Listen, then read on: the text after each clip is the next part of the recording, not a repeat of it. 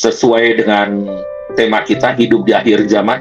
Jangan takut, tetapi kita harus lebih berani. Jadi begitu banyak berita-berita yang mengupdate kita semua, itu membuat kita jangan khawatir, jangan takut, tetapi justru kita harus bersyukur. Di dalam era yang penuh kemuliaan ini, Tuhan sedang memakai kita secara spesifik sebagai orang-orang yang Tuhan pilih pada zamannya. Nah, peperangan semakin marak, bahkan kita melihat tanda-tanda di mana damai palsu sedang terjadi, dan kita akan melihat juga tidak lama lagi bahwa kemunculan Sang Antikris dengan pembangunan Bait Allah yang nanti juga Antikris ini juga akan muncul dan membuat Allah, dan dia mulai akan melakukan begitu banyak kekejaman dan juga kepada orang-orang yang percaya kepada Tuhan, ya, orang-orang yang disebut sebagai pengikut Kristus di situ. Nah, sebelum itu nanti kita akan lihat dulu klip update-nya mengenai salah satu tanda dan syarat yang harus ada, itu adalah mengenai sacrifice, yaitu lembu merah atau red heifer, di mana kita akan melihat klipnya. Kenapa itu harus ada? Itu sesuai dengan kitab Bilangan 19. Bapak Ibu boleh baca sendiri nanti, bahwa itu merupakan satu ketentuan yang Tuhan nyatakan kepada umat Yahudi.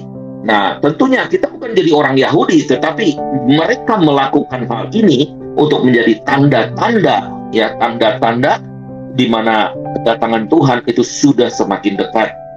Nah, kita saksikan mengenai klip ini, ya, yang sudah kita tambahkan dan menjadi up to date buat kita semua. Shalom, saya dari Indonesia, rombongan dari Mercy Global Tour, bertemu dengan Larry, ada di kandang lembu merah.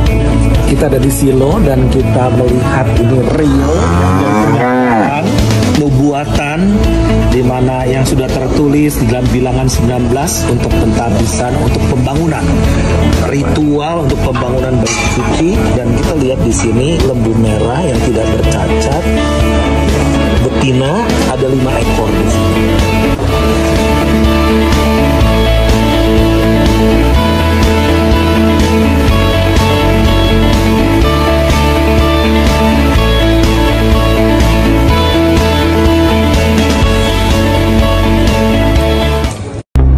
For 2,000 years, it was just a prophecy. Today, that's changing. Many believe that the building of the Third Temple is a major prophetic sign of the end of the world. But has any progress been made with the Third Temple? You're going to understand why this isn't just a religious story. This is a geopolitical earthquake waiting to happen. Preparation number 1. The perfect red heifers. What if I told you that 5 perfect red heifers were just flown into Israel? The Bible talks about a mysterious ritual, one that hasn't been performed for nearly 2,000 years. A ritual involving a perfect red heifer, no spots, no blemishes, never yoked. Why? Because only the ashes of a red heifer can purify the Jewish priests before temple worship begins. Without the red heifer, the temple cannot be used. And for an unclean person, they shall take of the ashes of the burnt heifer of purification for sin. And now, they have the heifers, not just 1, but 5, brought from Texas, raised under strict rabbinical supervision, and waiting. The red heifer must be sacrificed. We are almost there. So what's the timeline? Here's what's expected.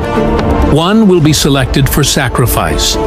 The ceremony will happen outside Jerusalem, likely on the Mount of Olives. The ashes will be mixed, stored, and used to purify the new temple site. Preparation number 2. The Sacred Vessels Recreation. This is the Temple Institute's recreation of the Golden Menorah. 95 pounds of pure gold. Price tag, $2 million. But here's what's really stunning. This isn't a replica for display. This is a functional menorah, designed to be used in actual temple service. Incense vessels designed to burn the exact spices mentioned in Exodus. Measuring cups calibrated to biblical standards. Silver trumpets that can produce the exact tones described in Numbers. Each item represents months or years of research, craftsmanship, and expense. Preparation number 3. Priestly Training Program. These are modern Jewish men, descendants of the priestly tribe of Levi, being trained to perform temple services that their ancestors haven't practiced since the Roman destruction of Jerusalem. In 2009, the Temple Institute built a field school in Mizpeh, Jericho, about 20 minutes from Jerusalem. Here, Kohanim, Jewish priests, and Levites undergo rigorous training to ensure they can perform every aspect of temple service perfectly. Preparation number 4. Architectural blueprints complete. What you're looking at right now are not conceptual drawings. These are operational blueprints for the Third Temple, created to modern construction standards and ready for immediate implementation. This is a blueprint for a functioning modern temple. As we walk through this virtual temple, you can see every detail has been planned. The chamber for the Sanhedrin, the court of the priests, the altar of sacrifice, the Holy of Holies.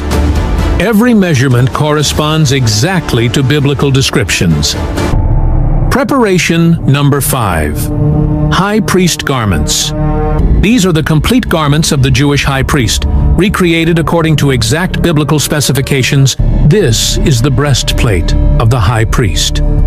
12 stones, each one engraved with the name of one of the 12 tribes of Israel. Preparation number 6. Altar stones collected. We're standing at the Dead Sea, the lowest point on Earth. But what happened here in 2010 is going to shock you. Temple Institute representatives came to this exact location to collect something that's been waiting here for thousands of years. These are the stones that will form the altar of the Third Temple. But these aren't just any stones. According to Deuteronomy 27:5, build there an altar to the Lord your God, an altar of stones. Do not use any iron tool on them. Every stone you're seeing has never been touched by metal tools. They were formed by natural geological processes and collected by hand. Preparation number 7. Sanhedrin chamber designed. But here's what's really incredible about this design. It's not just theoretical. The Sanhedrin has already been reconstituted. They're meeting right now, and they're actively planning for temple operations. Picture this space, a grand chamber echoing the chamber of hewn stone from Herod's temple. Circular seating for 71 members of the Sanhedrin can now adorn the Third Temple. But all of these preparations, the heifers, the vessels, the training, the blueprints, the garments, the stones, all of it means nothing without one final element.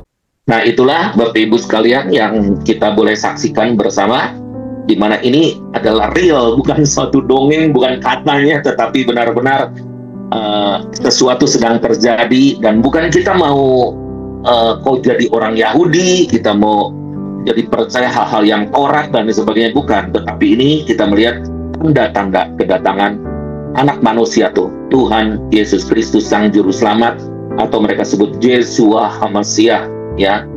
Nah, kita akan baca di dalam Matius 24 ayat 9 dan 10. Saya bacakan bagi Bapak Ibu sekalian. Ayat-ayat ini sudah sering kali kita bahas, dari ayat 3 sampai ayat yang ke-14, di mana deru perang, ya, penyesatan dan lain sebagainya. Tetapi juga klimaksnya jangan lupa di dalam Matius 24 ayat 14 bahwa Injil Kerajaan harus diberitakan di seluruh dunia menjadi kesaksian buat semua bangsa, maka tibalah kesudahannya. Nah, saya baca terlebih dahulu di dalam Matius 24 ayat 9 dan 10. Pada waktu itu kamu akan diserahkan supaya kamu disiksa, kamu akan dibunuh dan akan dibenci semua bangsa. Oleh karena namaku, nama Tuhan Yesus Kristus. Dan banyak orang akan murtad dan mereka akan saling menyerahkan dan saling membenci. Jadi kata saling ini tentunya adalah komunitas di antara kita sendiri, bukan orang luar, ya. Nah, penyesatan yang dilakukan oleh kuasa gelap, ya, itu oleh setan sendiri, dan itu memang sudah dinubuatkan bahwa ini adalah kesempatan di mana bagi iblis pun mengerti bahwa waktu dan kesempatan ini sudah sangat singkat. Makanya mereka akan bekerja secara masif, dan salah satunya adalah melalui cyber war. Kenapa cyber war ini? Cyber war ini dilakukan karena dengan media itu dari satu kata namanya medium, ya. Itu media itu membuat chaos, membuat kekacauan. Saya juga hari-hari ini menerima banyak berita-berita yang itu sebetulnya dimodif oleh AI, termasuk muka saya juga, ya. AI, ya, yang sudah dilakukan, bagaimana perubahan muka saya, suara saya, wow, kan saya tapi sebagai saya punya feeling dan soulnya, ini bukan saya. Ini bukan saya. Nah, cyber war ini adalah sesuatu yang perlu kita perhatikan, ya. Nah, beberapa hari yang lalu di Manila ada seorang ahli AI yang benar-benar pinter banget, seorang yang brilian, yang sebetulnya tadinya mau direkrut oleh MBA, tetapi juga Mark Zuckerberg juga melihat nih orang potensinya luar biasa. Nah, mau direkrut tetapi dia lari, dan dia mengatakan begini, bahwa kita sudah hidup di era teknologi yang orang menjauh dari Tuhan. Kita ke Meta, bahwa Meta itu bukan dari Tuhan, tapi halusinasi, something yang dunia alam roh yang membuat kita jadi something yang menjadi image yang bukan daripada image-nya Tuhan sendiri. Nah, kita harus lihat mawasa tidak memetai. Nah, tetapi kita harus aware jalan ini licin, dan kita harus benar-benar hati-hati dan memakainya secara bijak. Nah, kita akan menyaksikan ini update daripada teknologi pada tahun 2026 dari hal-hal yang akan terjadi, ya. Dan ini super luar biasa. Bahkan baru saja saya dapat berita bahwa BYD, itu mobil yang pakai listrik yang banyak udah marak di Indonesia ini, mereka sedang membuat satu BYD yang dikombin dengan AI ini, yang pakai AI dengan menjadi mobil yang super pintar, lebih dari Tesla, bahkan bisa dengan kecepatan 450 km maksimal, dan bisa lompat, bisa terbang, bisa sampai ke air dan sebagainya. Super pintar sekali. Nah, mari kita saksikan cuplikan di mana daripada klip ini mengenai teknologi tahun 2026 yang akan datang. Mari kita saksikan klipnya. Di video ini, kita akan membahas 15 teknologi tersembunyi yang siap mengguncang dunia. 15. Komputer hidup dari sel manusia. Biokomputer ini menggunakan sel otak yang belajar, beradaptasi, dan bereaksi terhadap lingkungan.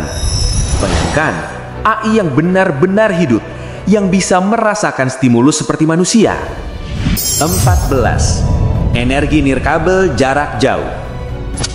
Dulu, kita berpikir charging tanpa kabel adalah masa depan. Sekarang, kita berbicara tentang energi tanpa kabel sejauh kiloan meter. 13. Otak buatan di dalam prosesor. Neuromorphic chip berpikir seperti manusia. Teknologi ini meniru cara neuron bekerja, bukan sekedar menghitung angka. Konsumsi daya super rendah, tapi kemampuan pembelajaran super cepat. 12. Komputer fotonik menggunakan cahaya. Komputer fotonik menggunakan cahaya untuk menghitung data. Kecepatannya bisa ratusan kali lipat lebih cepat dari superkomputer saat ini. 11. Kota versi digital di dunia virtual.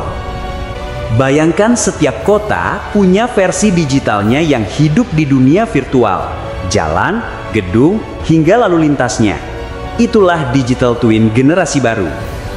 10. Internet tanpa kabel, tanpa sinyal. Ia menggunakan fenomena fisika entanglement, di mana dua partikel bisa terhubung secara instan tanpa kabel, tanpa sinyal. Artinya, komunikasi tanpa resiko diretas. 9. Pakaian pintar emosional.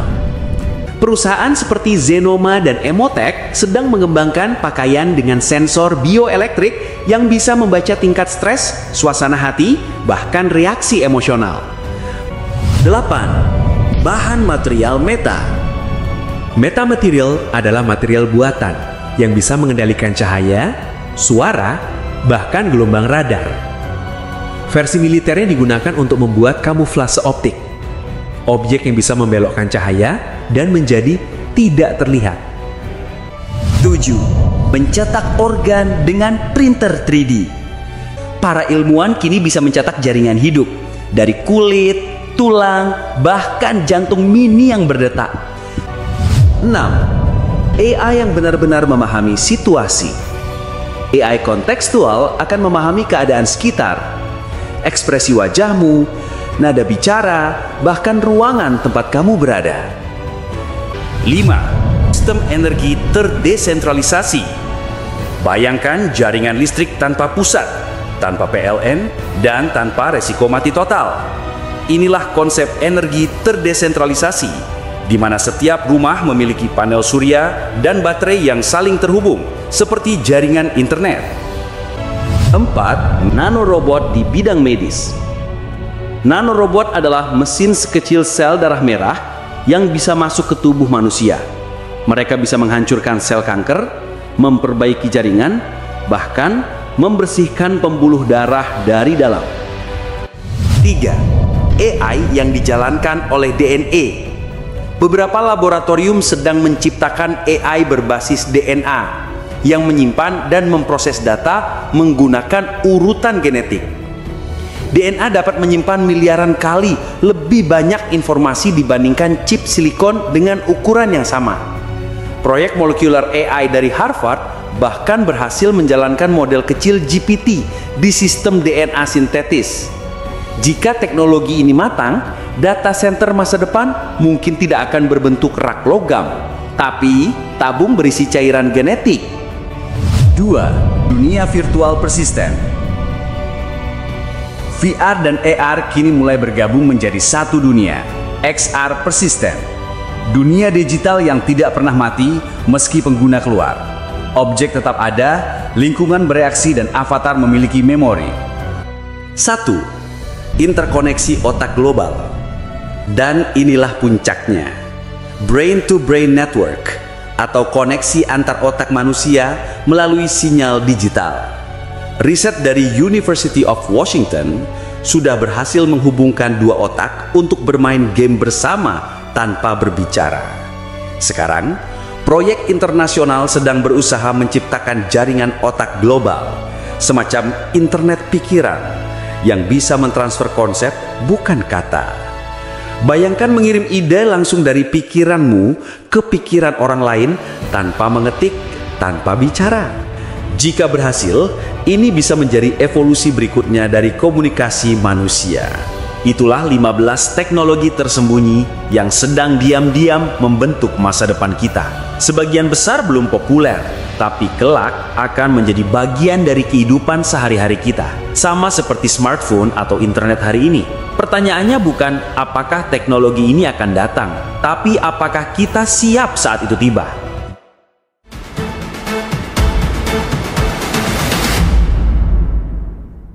Baik, Bapak Ibu sekalian, sekarang kita melihat ada peristiwa-peristiwa yang mengagetkan sekali, tetapi juga ini menjadi satu gelombang di mana Tuhan sedang melakukan perkara yang dahsyat. Ya, di balik semua masalah, problem, kegoncangan, ternyata kerajaan Allah itu sedang datang.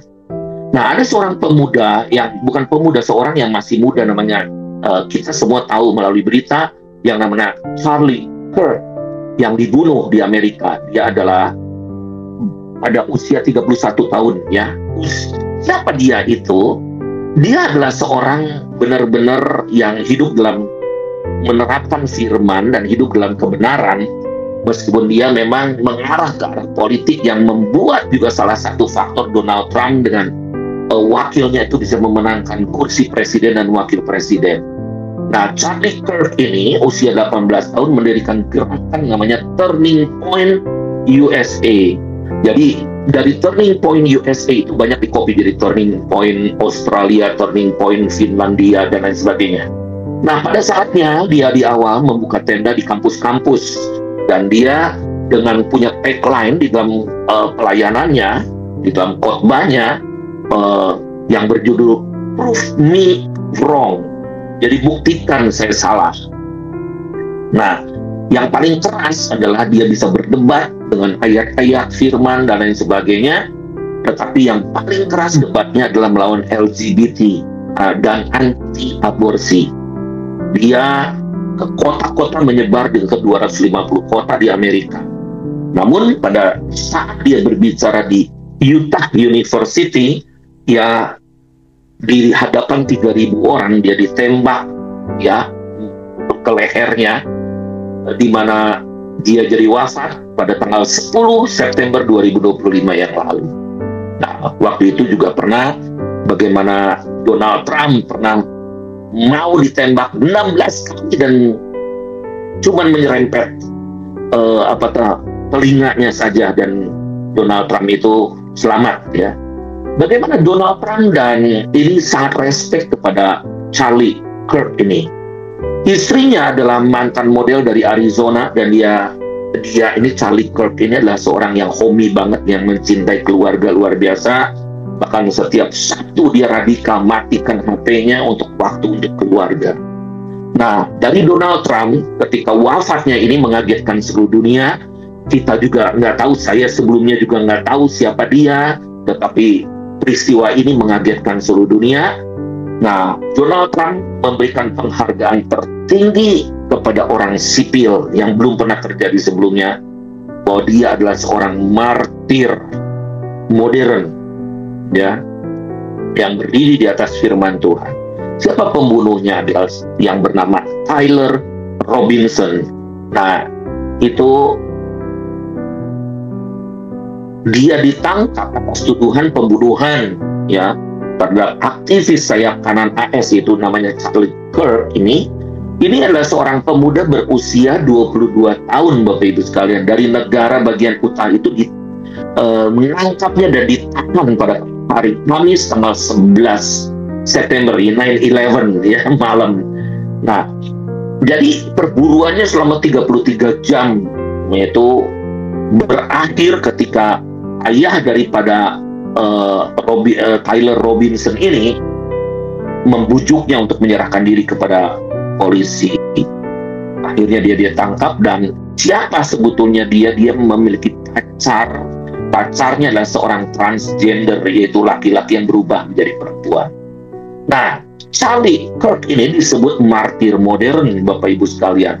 Sementara kita tahu bahwa zaman dahulu ada seorang Stefanus, Rasul Kristus, menjadi martir pertama yang dilempar batu ketika melihat Yesus berdiri. Dia ketika dirajam batu, dia melihat bahwa Yesus berdiri di sebelah kanan Allah Bapa. Itu dalam Kisah Rasul 7 ayat 54 sampai 56, yang firman Tuhan berkata begini: ketika anggota-anggota mahkamah agama itu mendengar semuanya itu sangat tertusuk hati mereka, maka mereka menyambutnya dengan gertakan gigi. Tetapi Stefanus yang penuh dengan Roh Kudus menatap ke langit, lalu melihat kemuliaan Allah dan Yesus berdiri di sebelah kanan Allah. Lalu katanya, sungguh aku melihat langit terbuka dan Anak Manusia berdiri di sebelah kanan Allah. Ketika dia mati, dia melihat kemuliaan Tuhan dan Yesus berdiri di sebelah kanan Allah. Nah, Bapak Ibu sekalian, kalau kita lihat di dalam ayat yang sebelumnya bahwa ini aniaya akan terjadi, dan sebetulnya ini sudah terjadi berkali-kali, juga pernah terjadi. Saya waktu itu bangkit juga jadi penggerak doa di Indonesia ketika jadi gereja dibakar di Indonesia, dan banyak orang-orang Kristen juga yang terbunuh ya, karena itu dibuat satu chaos kebencian kepada umat Kristen. Nah, itu terjadi, dan kita puji Tuhan dari situ gerakan doa muncul, dan gerakan doa menjadi satu pondasi dan kekuatan bagi ketahanan bangsa kita sampai hari ini. Bahkan kekristenan melaju terus dan bertumbuh ya.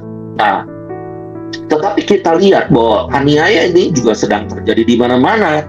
Di mana di Nigeria ada lebih dari 100.000 orang Kristen yang dibunuh. Ini genosida yang luar biasa. Pada hari ini masih di Korea Utara, di Syria, Armenia, Bangladesh, Madagaskar, bahkan di China juga mengalami tekanan. Tapi justru tekanan ini akan membuat ada sesuatu yang muncul di dalam tekanan ini,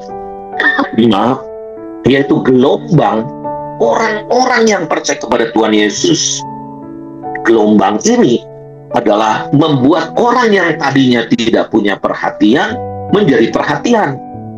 Nah, contoh di Charlie Kirk ini ketika menjadi satu, dia dari kalangan anak muda. Nah, jadi anak-anak muda melihat apa salahnya dia, apa kebenaran yang dia sampaikan itu. Nah, Bapak Ibu sekalian, jadi saudara-saudariku yang dalam Tuhan, kita melihat ada gelombang pertobatan. Bahkan di Amerika ribuan, puluhan ribu, bahkan gereja dari Charlie Kirk sendiri itu jadi penuh dengan orang-orang pada hari Minggu ngantri ke gereja. Bahkan lucu sekali Bapak Ibu sekalian, banyak sekali anak-anak muda yang gak pernah berdasi, jadi mereka pakai dasi, pakai jas mau ke gereja, karena mereka berpikirnya ke gereja harus sopan dan itulah gereja gitu. Sementara sekarang yang khotbah aja pendeta-pendeta udah pakai kaos, udah pakai bujitnya bolong dan lain sebagainya gitu kan, pakai sepatu kets ya. Tetapi ini satu fenomena yang luar biasa, bagaimana gelombang ini sedang terjadi. Bahkan mereka mengatakan, aku udah pernah ke gereja sebelumnya, tetapi kali ini aku pengen ke gereja. Ada 20 tahun aku nggak pernah ke gereja lagi, tetapi sekarang aku mau ke gereja lagi. Dan kebenaran itu sudah disampaikan oleh Charlie Kirk. Bapak Ibu sekalian, ini ada sesuatu berita yang menjadikan menggoncangkan, tetapi ada berita yang luar biasa. Kemuliaan Tuhan sedang dinyatakan. Nah, bagaimana dengan Charlie Kirk, karena dia tinggal di Amerika dan memang ke blow up sedemikian oleh karena media, tetapi there is something Bapak Ibu sekalian, apa yang terjadi? Tuayan jiwa besar-besaran. Wah, saya melihat dalam perspektif yang baru Bapak Ibu sekalian. Ketika Charlie Kirk ditanya, apa sih kerinduan kamu? Kamu bisa berani begitu? Dia menyatakan dirinya, aku berani untuk imanku dan aku berdiri di atas kebenaran itu. Nah, kita lihat Bapak Ibu sekalian, aniaya boleh terjadi, tetapi jangan takut, jangan goncang hati kita, karena kekuatan Roh Kudus itu akan membuat kita lebih mengasihi Tuhan dan mengasihi sesama. Nah, banyak kesaksian-kesaksian orang-orang akan benar-benar segera dengan hanya pertanyaan singkat aja. Kita hanya memberi perhatian, kita hanya memberi satu kata-kata, kalimat atau bagaimana yang menunjukkan bahwa kita mengasihi mereka. Oh, luar biasa. Dalam beberapa bulan ini, saya pernah waktu itu ada satu hamba Tuhan, dan saya ketika makan dengan mamanya hamba Tuhan ini, dan seorang hamba Tuhan ini WhatsApp, loh, Pak Daniel dengan mama saya. Ini mama kamu ya? Iya. Orangnya jahat, orangnya sulit bertobat, orangnya susah diinjili. Gak mungkin dia kembali kepada kekristenan yang sesungguhnya. Dia sudah dia jahat, dia juga banyak ini pria-prianya dan sebagainya, banyak hal-hal yang jelek. Tetapi ketika saya makan face to face dengan dia, saya berbicara hanya berapa kalimat. Saya katakan bahwa Tuhan Yesus mengasihi ibu. Ibu mau dipakai Tuhan. Apakah ibu mau dibaptis? Dan dia katakan, saya mau, Pak. What? Kok begitu cepat? Katanya susah, katanya jahat sekali, katanya diinjili oleh banyak orang, tapi nggak bisa-bisa. Kenapa mendadak? Saya juga sampai bingung bertanya, kenapa? Nah, besoknya 2 hari kemudian dibaptis. Jadi saya tanya ke dia, apa rahasia ibu kok langsung mendadak mau nerima? Sama anak ibu nggak mau, sama siapapun nggak mau, Tapi kenapa ibu langsung respon kepada saya? Dia katakan begini, saya memperhatikan orang. Dan ketika saya makan bareng, Pak Daniel traktir saya makan. Siapakah saya? Orang yang hina, tidak layak. Dia mengatakan bahwa saya hamba Tuhan yang udah dikenal, padahal saya biasa-biasa aja gitu kan. Dan saya melihat ketika Bapak makan, kok ini orang beda. Ya, mau memperhatikan saya. Dia sambil nangis, Bapak Ibu sekalian. Maunya tuh sambil nangis. Sampai saya kaget gitu. Nah, saya katakan apa rahasianya? Saya oleh anak-anak saya disuruh dibaptis apa saya nggak mau. Tapi ketika saya makan bersama, saya melihat Pak Daniel ngobrol dan saya memperhatikan Pak Daniel. Siapa saya? Kok mau mengajak saya makan? Lalu saya mau. Dan saya melihat benar-benar ini pasti Kristus yang membawa saya. Dan saya mau berubah. Bapak Ibu sekalian, saya membaptis dia sambil menangis. Dan saya juga bukan penginjil yang hebat, kayak orang-orang gimana. Tetapi saya hanya bisa mengungkapkan kasih Kristus kepada seseorang. Care aja kepada seseorang. Nah, ada juga ketika saya pergi ke satu pulau di Sumatera, pulau kecil. Teman saya ini ikut rombongan, kita ikut dan bawa adiknya. Adiknya ini tinggal di Medan, semua sampai ke leher, ke muka gitu. Wah, ini udah benar-benar ngeri lah ngelihatnya, tatonya full banget. Dan kakaknya bilang dia udah sulit lah untuk kita jangkau, dia juga lain kepercayaan. Dan saya berusaha untuk menginjil dia, nggak mau, dia menghindar. Bahkan dia kelakuannya luar biasa lah, memalukan keluarga dan sebagainya. Tapi hatinya sebetulnya lembut. Nah, saya waktu itu ada 2-3 hari lah kurang lebih ya, 2-3 hari. Ya, 3 hari bersama dengan dia. Saya hanya ngobrol, joking, dan nanya ini, nanya itu. Sampai one day, saya ini ngomong begini ketika dia duduk di Serambi, hotel saya di pinggir pantai. Saya katakan, kamu tuh orang yang luar biasa. Kamu dikasih Tuhan, kamu pasti akan dipakai Tuhan. Tuhan tuh mengasihi kamu, dan saya juga merasa, aku tuh mengasihi kamu banget. Kamu mau nggak terima Tuhan Yesus sebagai Tuhan dan Juru Selamat? Mau, Pak.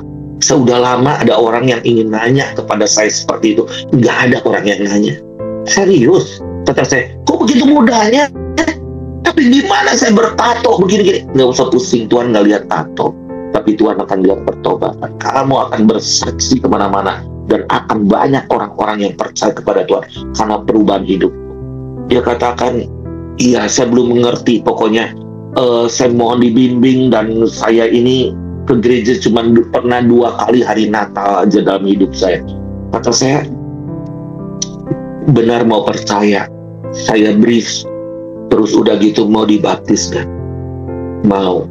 Saya mau ngikut Yesus. Saya mau menjadi murid Yesus. Bahkan dia ngomong, saya ingin seperti Bapak. Wah, itu dibaptis di laut, Bapak Ibu sekalian. Saya ini nggak persiapan, nggak apa gitu ya. Nah, kok mudah? Menginjil itu bukan kekuatan kita, tapi Roh Kudus.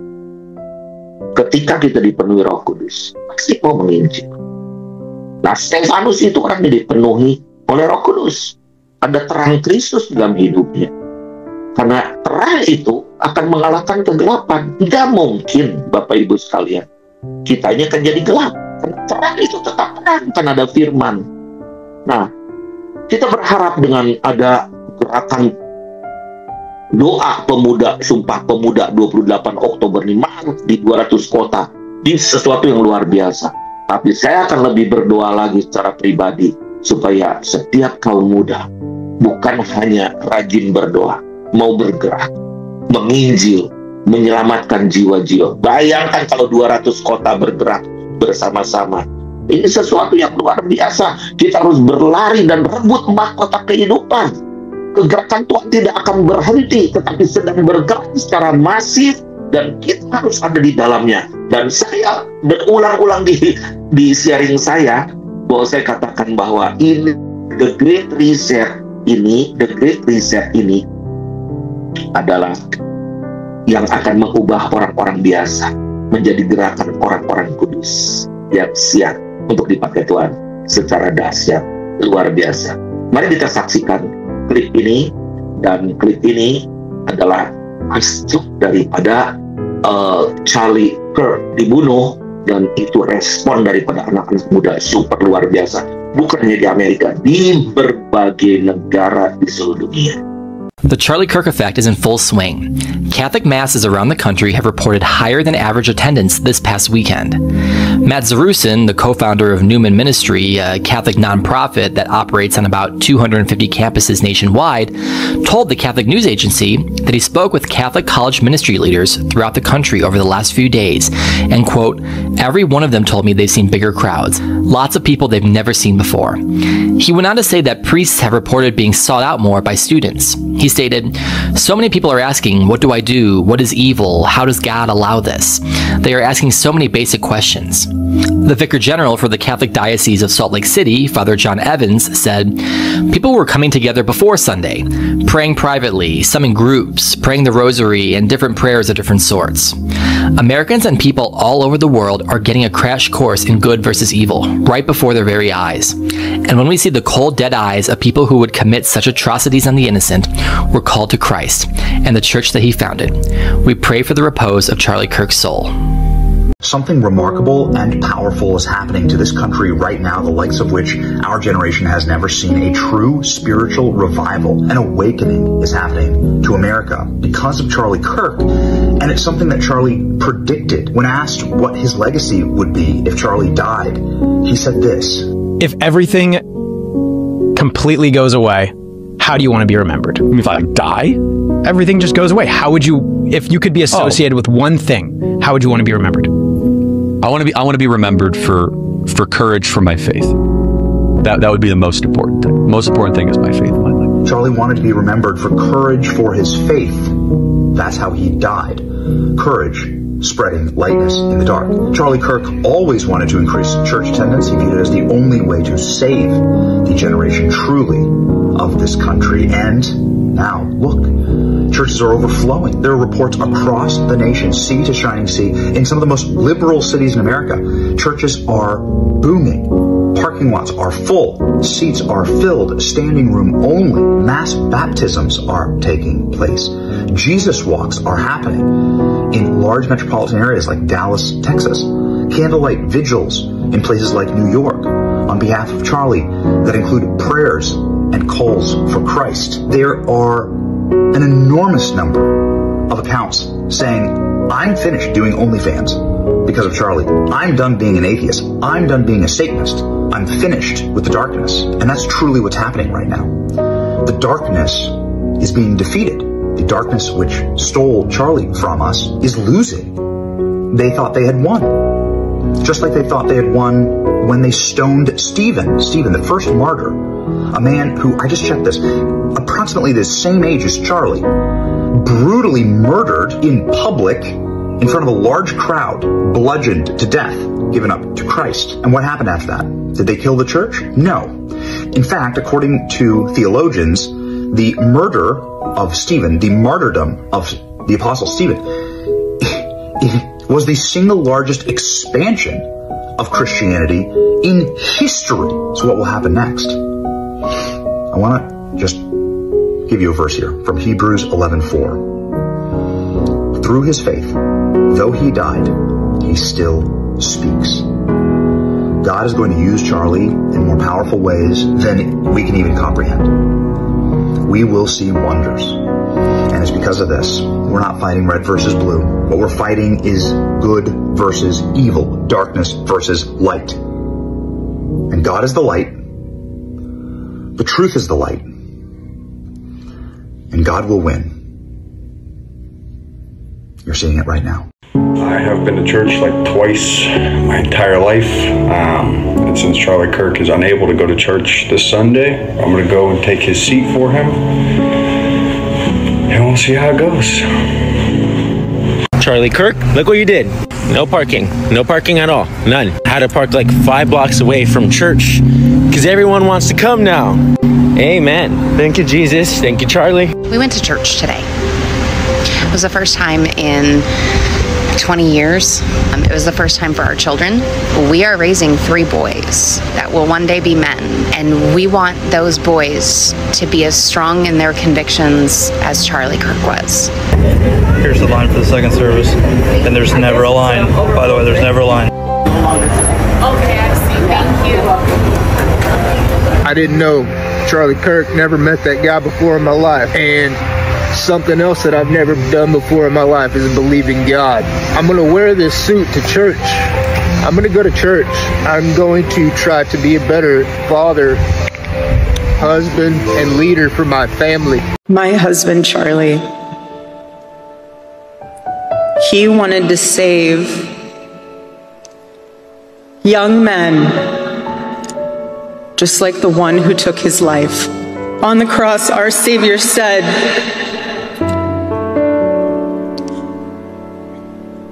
"Father, forgive them, for they not know what they do." That man, that young man, I forgive him.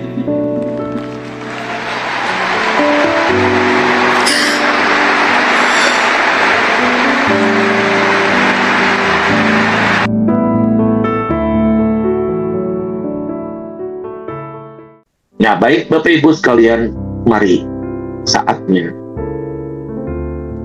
Di dalam firman Tuhan saya baca sebagai penutup di dalam 2 Timotius 3 ayat 1, 2, 3, 4, dan 5.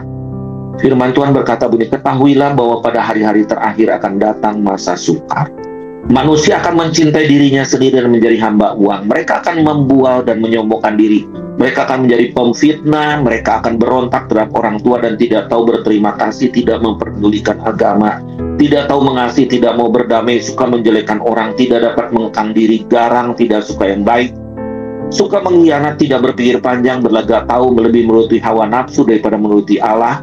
Secara lahiriah mereka menjalankan ibadah mereka, tapi pada hakikatnya mereka memungkiri kekuatannya. Jauhilah mereka." Firman Tuhan ini jelas, saya nggak usah kupas, baca berkali-kali. Jauhi orang pencemooh, jauhi orang yang tidak suci, jauhi orang yang tidak berdiri dalam kebenaran. Karena saya tahu satu perkara, Bapak Ibu sekalian, kita sedang masuk dalam gelombang terakhir di akhir zaman, bahwa Tuhan akan pakai kita. Jangan sampai yang tertulis dalam firman Tuhan yang terdahulu akan jadi terkemudian. No, kita akan terus menjadi orang yang terdahulu. Kiranya Tuhan memberkati kita semua. Shalom.